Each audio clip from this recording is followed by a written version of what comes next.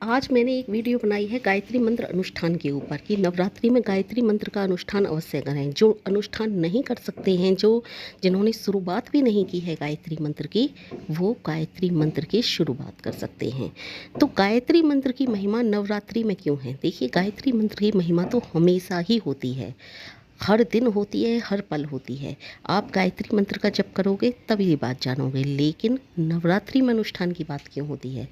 पहले तो नवरात्रि में अनुष्ठान की बात इसलिए करते हैं कि नवरात्रि में सभी देवी देवताएं जो होते हैं अपने भक्तों पर विशेष कृपा करते हैं। अब ये विशेष कृपा क्यों होती है?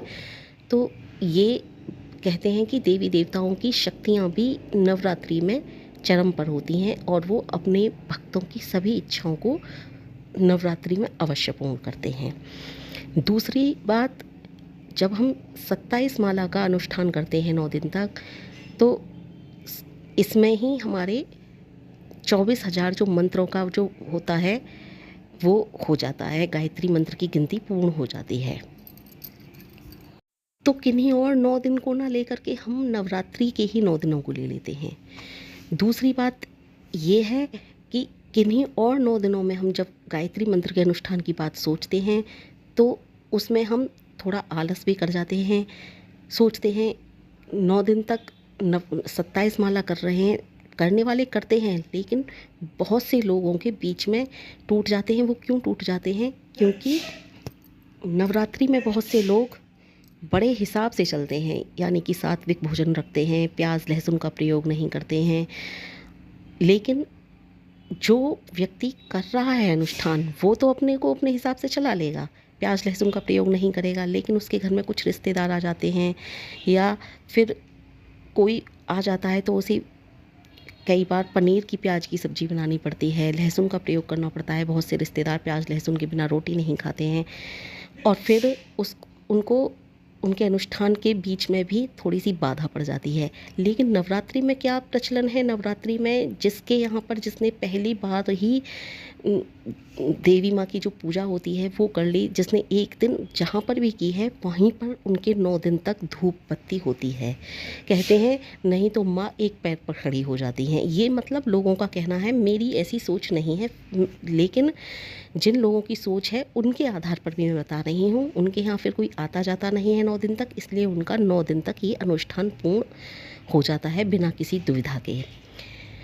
तीसरी बात, गायत्री मंत्र की महिमा तो हर दिन होती है, हर पल होती है, ये मैं पहले ही बता चुकी हूँ। लेकिन बताते हैं कि नवरात्रि में कुछ लोगों की मतलब जो तांत्रिक वगैरह होते हैं उनकी भी शक्तियाँ चरमों पे होती हैं और जो तांत्रिक गुरु वगैरह जो होते हैं वो भी अपने मंत्रों को, गुरु मंत्र वगैरह अपने जो शिष्यों को नवरात्रि में ही देते हैं। तो इसका भी कोई ना कोई कारण अवश्य होगा कि देवी देवताओं की, इसका कारण यही हो सकता है कि देवी देवताओं की शक्तियाँ नवरात्रि में चरम सीमा पर होती हैं और जो परम पिता परमेश्वर को प्राप्त ये गायत्री मंत्र है, तो परम पिता परमेश्वर अपने भक्तों पर कैसे दया नहीं करेंगे। फिर आपने ये भी सुना होगा कि नवरात्रि में जो कोई बुजुर्ग मर जाता है तो उसको कहते हैं बहुत अच्छे दिनों में मरा है, उसको तो सारे दरवाजे खुले मिलेंगे। सारे दरवाजे खुले होने का मतलब यानी स्वर्ग का भी दरवाज़ा खुला मिलेगा, बैकुंठ धाम का भी दरवाज़ा खुला मिलेगा। अगर ये होते हैं तो मतलब मैंने लोगों को कहते सुना है। अब ये होता है नहीं होता मुझे तो मालूम नहीं, लेकिन कहते हैं नवरात्रि में प्राण त्यागे हैं उन बुज़ुर्ग ने, बड़ी अच्छी मौत पाई है। अब ये भी तो कर्मों के ही अनुसार होता है कि नवरात्रियों में मौत मिलेगी किसी बुज़ुर्ग को या कब मिलेगी, ये तो भगवान जाने। और नवरात्रियों में सारे द्वार मतलब भगवान के जी से जो संबंधित हैं, देवी देवता हैं, वो सबके द्वार खुले हुए होते हैं। और ये गायत्री मंत्र तो परमपिता परमेश्वर को प्राप्त मंत्र है, तो कैसे दया नहीं होगी। इसीलिए कहते हैं कि गायत्री मंत्र महामंत्र है और इसकी महिमा बहुत अपार है। और आपको जो अनुष्ठान आपने उठाया है उसमें कोई दुविधा ना हो, ताकि नवरात्रि में कम मतलब आ सकते हैं आपके यहाँ रिश्तेदार, मैं ये नहीं कह रही, लेकिन कम आशंका होती है नवरात्रि में किसी भी रिश्तेदार को आपके यहाँ आने की।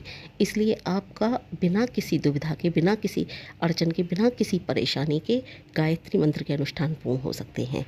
और जैसे कोई आया भी है तो नवरात्रि में ये बात चल भी जाती है, भाई नवरात्रि में हम प्याज लहसुन का प्रयोग नहीं करेंगे अपने घर में, तो ये बात चल भी जाती है। कोई रिश्तेदार आया है वो ये भी नहीं कहेगा कि नहीं मैं तो प्याज लहसुन का ही खाना खाऊंगा, क्योंकि आपके पास है ना कहने के लिए कि नवरात्रि है, हम प्याज लहसुन का प्रयोग नहीं करते हैं इन दिनों में। तो इस तरह से आप अपने अनुष्ठान को बिना किसी दुविधा के नवरात्रि में ही पूर्ण कर सकते हैं। अधिकतर कहते हैं ना, वैसे करने वाले तो पूरी पूरी साल अनुष्ठान करते हैं, पूरी पूरी साल तक कहते हैं कि इतने मंत्र, मतलब अपना नियम बांध लेते हैं कि इतने मंत्र हमें नित्य प्रति करने हैं। लेकिन मैं उनकी बात कर रही हूँ जो नहीं कर पाते हैं और जो अनुष्ठान करना चाहते हैं, इसलिए उनको नवरात्रि में अनुष्ठान पूर्ण कर लेना चाहिए और अवश्य करना चाहिए सभी के लिए। और जो नहीं कर रहे हैं, अनुष्ठान नहीं करना चाहते हैं, वो नित्य प्रति गायत्री मंत्र के जप तो अवश्य करें, ये मैं उनसे कहना चाहती हूँ। और नवरात्रि में वो शुरुआत कर सकते हैं।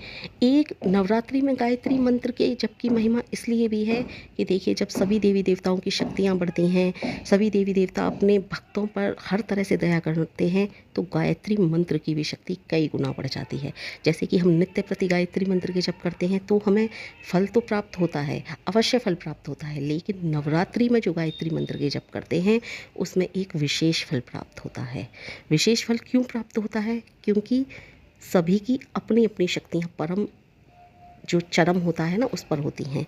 इसलिए जो हम गायत्री मंत्र का जप करते हैं तो हमारी भी शक्तियाँ अपनी चरम सीमा पर हो जाती हैं, यानी कि बहुत हो जाती हैं, जितनी होनी चाहिए हमारे अंदर की जो भाव हैं उसके अनुसार जितनी शक्ति होनी चाहिए उससे कई गुना हमारी गायत्री मंत्र के जप की शक्ति बढ़ जाती है। इसलिए भी गायत्री मंत्र का जप नवरात्रि में अवश्य करना चाहिए।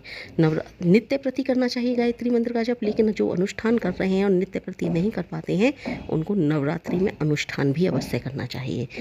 तो अनुष्ठान के विषय में मैंने, अगर आप जानना चाहते हो किस तरह से अनुष्ठान करें, किस तरह की सावधानियां बरतें, इसके विषय में मैंने आज एक नई वीडियो डाली है, उस पर आप जा कर के देख सकते हो। उसमें एक बात कहना भूल गई कि लास्ट में आप पहले अनुष्ठान की जो 9 दिन तक आपने 27 माला की हैं और लास्ट वाले दिन भी 27 माला करने के बाद आप एक और कार्य कर सकते हैं कि पहले 27 माला कर लीजिए, फिर जितनी आपकी इच्छा हो, जितनी आपकी इच्छा के अनुरूप हो, उतनी आहुति डाल करके गायत्री मंत्र के जप का एक हवन करिए। कम से कम जितनी भी आहुति का आप हवन करना चाहते हो और ज़्यादा से ज़्यादा जितनी भी आहुति का आप हवन करना चाहते हो, आप लास्ट वाले दिन अवश्य हवन कीजिए। अगर आप नित्य प्रति हवन कर सकते हो तो उससे तो अच्छी कोई बात है ही नहीं, लेकिन जब हम अनुष्ठान करते हैं, नित्य प्रति 27 माला करते हैं, तो इतना हमें समय नहीं मिल पाता कि हम नित्य प्रति हवन करें, लेकिन जो कर सकते हैं वो करें। लेकिन आपने देखा होगा कि नवरात्रि में एक अंगारी लेते हैं, अंगारी यानी कि जो उपला होते हैं, उन्हें जला करके उसके ऊपर जो लौंग वगैरह खेते हैं, वहीं पर आप सामग्री भी डाल सकते हो, घी भी डाल सकते हो। घी के साथ, घी और लौंग तो खैर डालते ही हैं, उसमें सामग्री वगैरह भी डाल सकते हो, तो वो भी एक छोटा सा हवन टाइप का ही हो जाता है। तो आप इस तरह से भी कर सकते हो, लेकिन जैसे भी करो मन में श्रद्धापूर्वक अपने अच्छे भाव रख के गायत्री मंत्र का जप या फिर अनुष्ठान अवश्य करें। अगर आप जप की शुरुआत नहीं की है तो बहुत अच्छा समय है, गायत्री मंत्र के जप नवरात्रि में अवश्य शुरू कर दें। और जो नवरात्रि में अनुष्ठान करना चाहते हैं या कभी अनुष्ठान करना चाहते हैं, वो भी अनुष्ठान अवश्य